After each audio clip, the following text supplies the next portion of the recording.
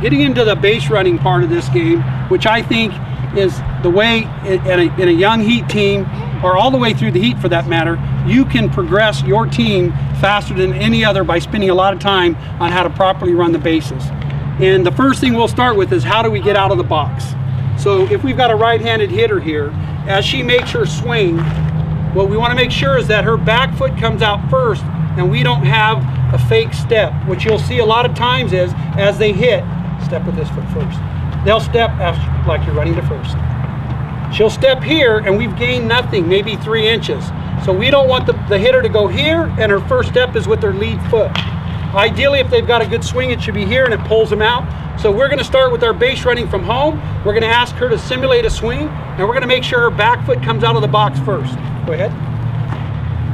That's good. Good. Okay. And she makes her swing here. Again, the weight's here, and her first step should be a crossover step. Okay.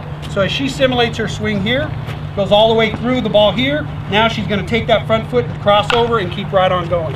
Again, we're trying to eliminate that half step here. So it's here, making contact, and then a crossover step, running down, looking down at the ground, okay? We're gonna walk through it. Take your swing. Her back foot comes out first. She's looking down at the ground because we wanna get our forward lean going. As we get our third step, we're taking a peek at the ball, and as we start to run, now we run really tall, and we look at the horizon as we run, and this gets our knees up and creates speed, okay? So once we get past that part of it and we know everybody's back foot's coming out first, now what we're going to ask them to do is, as they're exploding to first base, we're going to ask them to be looking down at the ground for their first 3 steps and then looking at the horizon after that. Keep in mind, as we're looking down, we have to get a peek and see what's happening to the ball. If it gets through the infield, we'll belly out. If it doesn't, we've got to break the tape. So we're going to ask her to swing, make a simulated swing. Back foot comes out first. Sprinting hard, now running tall. By the time they get to this line here, we should see them running tall, looking over those trees right there, okay? Again, simulate a swing, swing, back foot comes out first. Again, we just saw the front foot came out first. So we would bring that student athlete out and bring them back and tell them to try it again. Again, we're here, simulate the swing, back foot has to come out first, swing. Now step with this foot towards first, hard, and run, go. There we go. Okay, as they're running to first base, what I'm looking for is to hit the front part of this base right here. Okay, so as they're coming, and also what we do is ask them to lean their torso forward, or what we call break the tape. As if they're running a sprint, we break the tape.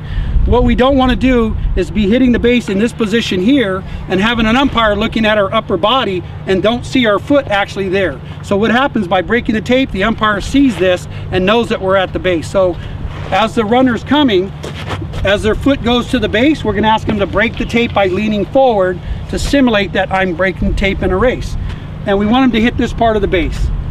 What we'll see a lot of times is a girl will step up and her foot will hit the base here. Okay, should be an X on this. We've just cost ourselves probably an out on a close play. We definitely don't want to hit here, okay? Front part of the base is what we're looking for. That's there, we're there as quick as we can. Okay, what we're looking here is the last part of the throw coming to first base on a very close play and what we expect our student athletes to do. What we're doing here is we're seeing her running tall and she's gauging where we're going to hit that front part of the base. Then as she gets to the base, we're hitting the very front part and we see her breaking the tape. Again, simulating us getting there the same time our foot hits. The third position is we see her breaking down, and how do we stop is we lower our center of gravity. So we tell them to get our rear end lower so we can put on the brakes. We've got a cone simulated here and it's approximately 8 to 10 feet past the base. They need to stop right here, squared up, ready to go to second and looking to see if maybe the ball got by the first baseman, so then we can go to second. I know some of you are going to be thinking that we can't run to the next base on an overthrow depending on what level you're playing. But again, as a coach, my job is to prepare my student athlete to play at the next level. That's all I'm after. So even at this young age here, we want to teach these 4 steps. Running full speed to the base, breaking the tape, lowering the rear end center of gravity, and then squaring up ready to go to second base. The cone is here is because we want them to stop prior to that cone, but here's the double-edged sword. We've got to make sure they're going full speed when they hit the base, and use this distance here to stop instantly. So we'll demonstrate that real quick on the right way. We'll do the wrong way first and then the right way. So let's come on back, lady. Okay, I want you to go to full speed, and then I want you to start to slow down right here before you get to the base. Okay, this is what we're looking for, and the mistake that most of our kids are going to make, and we have to work so hard to correct it. That's why when they're doing their base running, you can't be going over and sitting on a bucket talking on your cell phone. You need to watch every time that they make a mistake, and you need to see it and correct it, because ultimately if they do it in the game, it's your responsibility as a coach. So this, we're going to demonstrate what we're looking for and what we have to correct. When you get to me, slow down. Okay, ready, go. She's going full speed, full speed. Now she knows she has to stop early, so she slowed down right here. We need to hit this base at full speed and break down hard, and it should be pretty severe. We're dropping the hips and getting stopped. Now let's demonstrate the right way. And as a coach, I'm gonna be yelling her, go, run, run, run, run, break the tape, okay? Full speed, you hit that base, and then you put the brakes on. Okay, ready, go. Come on, go, go, go, go, go. Come on, let's go there, break the tape. Good, put on the brakes. Now what we saw right there is she just hit this part of the base. I need to see that, and we need to fix it. She did everything perfect, but she hit this part of the base, and she got thrown out by a split second. So everything was good, but we hit this part of the base. We have to see that and fix it every time. So we're gonna ask her to do it again and do it perfect for us. Not gonna get angry with her, it's my fault. I haven't given her enough time out here. So here we go. Ready, go. Go hard, go, go, go, go, come on, break the tape.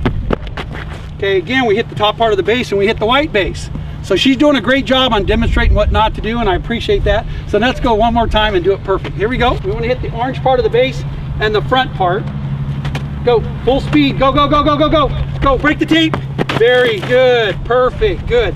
Now, what we're also looking for is as they break down, if they don't lower their center of gravity, that's what's gonna happen. They're gonna be too tall and they're gonna fall this way over their feet. How do I correct that? They gotta get lower. They break the tape and they've got to lower their center of gravity so that I could put the weight on the outside of this foot here, and I could stop and look for the overthrow and be ready to go to the next base. If they're having trouble, and what the tendency is going to be as a coach is they're going to all be running and you want to get through it, so they're going to hit here, they're going to go to here, and they're going to stop, and they're going to keep on going and go around the cone and hustle back. All you're doing is perpetuating bad muscle memory. They have to be perfect every time. Now, as we get out of the batter's box and our back foot's coming out first, simulate the swing. Back foot comes out first. Go ahead.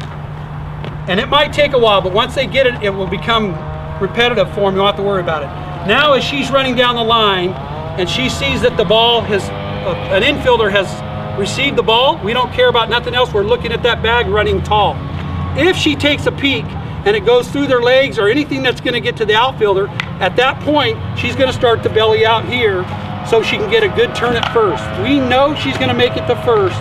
We wanna try to make it to second.